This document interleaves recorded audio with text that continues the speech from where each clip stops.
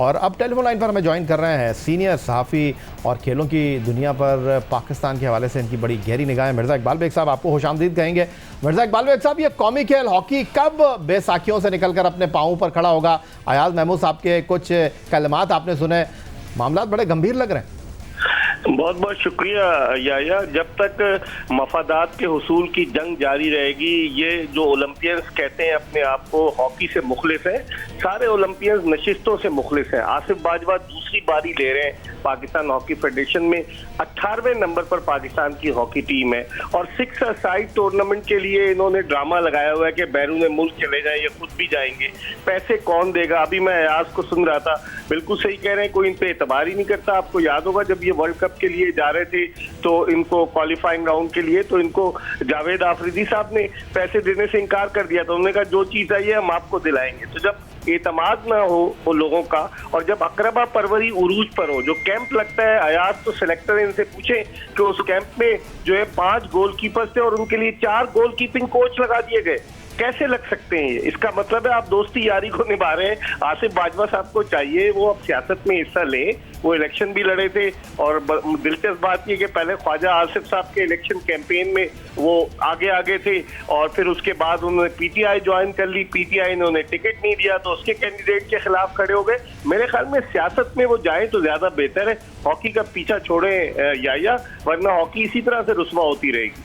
तो ओलंपियन अयाज महमूद साहब, अब हम क्या उम्मीद करें? क्योंकि हमने ओलंपियन मंजूर जूनियर साहब से जब ये पूछा कि आपको 4 पहली टीमों में आना है अगर आपको वर्ल्ड कप में क्वालिफाई करना है, तो उन्होंने कहा कि सिर्फ गैर मुल्की कोच को लगाकर लाखों रुपए खर्च करके आप नताइज हासिल नहीं कर सकते, क्योंकि ग्राउंड में तो खिलाड़ियों ने परफॉर्म करना है। जी बिल्कुल सही कहा। पिछले 2 साल में आपने कितने कैंप्स लगाए, तो क्या आपने फिट नहीं किए? एक्मन तो अब आया है, मेरे ख्याल 3 महीने हुए। तो पिछले 2 साल में हमने क्या किया है? आपके कोच मैनेजर्स तो वही थे, ख्वाजा जुनैद थे, वो लुक आफ्टर कर रहे थे, उनके साथ कोई ट्रेनर्स थे वो लुक आफ्टर कर रहे थे। तो फिर हमने 2 साल हमने टाइम ज़ाया किया। और बीइंग एन ओलंपियन, मेरा ख्याल है कि मैं तो वैसे भी अगेंस्ट हूँ कि कोई फ़ॉरेन कोच आके आपके लड़कों को ट्रेन करे। आपके अपने लोग क्या इस काबिल नहीं है कि वो टीम को ट्रेन करें? और सिर्फ एक ही क्यों, जो हर दफ़ा आप आते हैं तो आप उसी को सिलेक्ट कर देते हैं कि जी यही टीम चलाएगा, यही टीम बनाएगा। नहीं, और भी लोग हैं, उनको चेक करें, दूसरे लोगों को चांस दें। मिर्ज़ा इकबाल बेग साहब, आप किस हद तक ओलंपियन अयाज महमूद साहब की बात से इत्तेफाक करते हैं? वो कह रहे हैं जूनियर टीम की हम बात करते हैं तो दानिश कलीम की तरफ हम वापस चले जाते हैं, सीनियर टीम की हम बात करते हैं तो ख्वाजा जुनैद से आगे नाम सोच रहे हैं, नाम ने सोचा है, ऐसा क्यों है?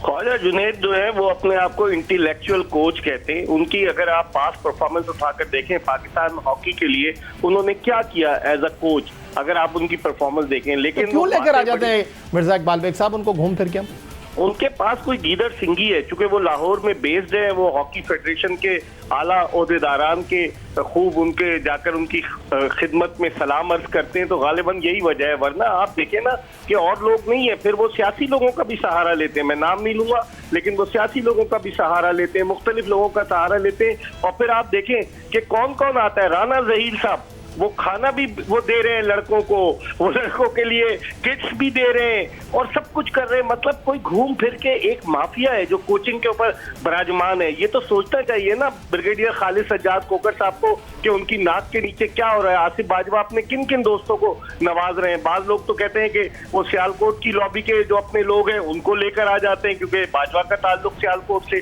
तो भाई ये पाकिस्तान की टीम है, किसी एक शहर की टीम नहीं है। और पाकिस्तान टीम के लिए अगर आप कोचेस का तकर्रुर या मेरिट की बुनियाद पर नहीं करेंगे। ख्वाजा जुनैद टेलीविजन चैनल पर आके इतने बड़े बड़े लेक्चर देते हैं, उनकी परफॉर्मेंस क्या रही? कहते टीम को क्वालिफाई कराए, वो तो खुशकिस्मती है कि टीमों की तादाद बढ़ गई तो हम चले गए। लेकिन मेरी तो समझ में नहीं आता, बस ये सब कुछ खेल होता ही रहेगा इसी तरीके से जब तक यहाँ ऑपरेशन क्लीन अप नहीं होगा पाकिस्तान हॉकी फेडरेशन में, उस वक्त तक ये खेल ऐसी जारी रहेगा।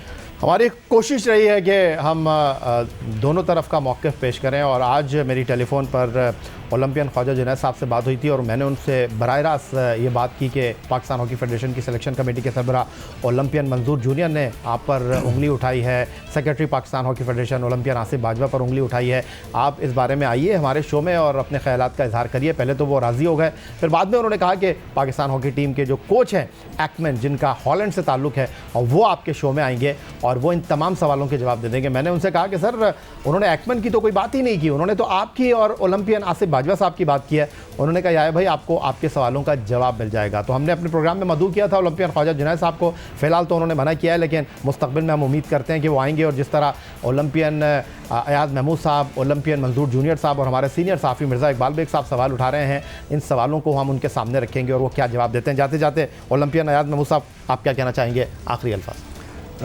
मेरा ख्याल है कि सर ये टाइम आ गया है कि हमें मैनेजमेंट, टीम मैनेजमेंट के ऊपर तब्दीली की तरफ जाना चाहिए, तब्दीली की तरफ जाना चाहिए, सीनियर जूनियर दोनों तरफ जाना चाहिए और यही एक टर्निंग पॉइंट होगा। और अल्लाह करे कि हमारी लीग जो फेडरेशन ने अभी एक की है साइन, अगर वो हो जाती है तो ये एक टर्निंग पॉइंट होता है पाकिस्तान हॉकी टीम। आप मैनेजमेंट की बात कर रहे हैं या फेडरेशन की बात कर रहे हैं? मैं टीम मैनेजमेंट की बात कर रहा हूँ। टीम मैनेजमेंट की बात करें। बहुत शुक्रिया ओलंपियन अयाज महमूद साहब, बहुत शुक्रिया आपका। मिर्ज़ा इकबाल बेग साहब, आप हमारे साथ मौजूद रहे।